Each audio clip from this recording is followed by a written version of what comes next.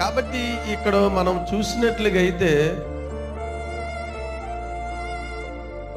నీవింక నేమాత్రము కన్నీళ్ళు విడవవు అంటే అర్థం ఏంటంటే ఆల్రెడీగా ఆ వ్యక్తి కన్నీళ్లు కార్చలేని వ్యక్తి అని కాదు, కష్టాలు రాలేదనేది కాదు, అసలు కష్టాలు ఎప్పుడు చూడలేని వారికి ఈ మాట చెప్పట్లేదండి. హల్లెలూయా.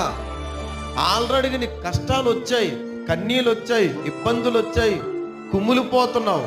నీ కుటుంబాన్ని బట్టి, నీ యొక్క పరిస్థితులు బట్టి, నీకున్న సమస్యలు బట్టి, నీకున్న అప్పులు బట్టి, నీకున్న వాటిని బట్టి కుమిలిపోతూ ఏడుస్తూ ఉన్నావు. అలాంటి సమయంలో ధైర్యపరచడానికి ప్రభువైన యేసుక్రీస్తు వారు ఈ సంవత్సరం నీకు ఇచ్చిన వాగ్దానం ఏంటో తెలుసా?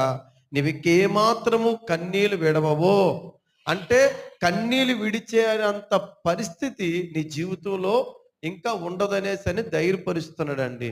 బైబిల్లో ఒక స్త్రీ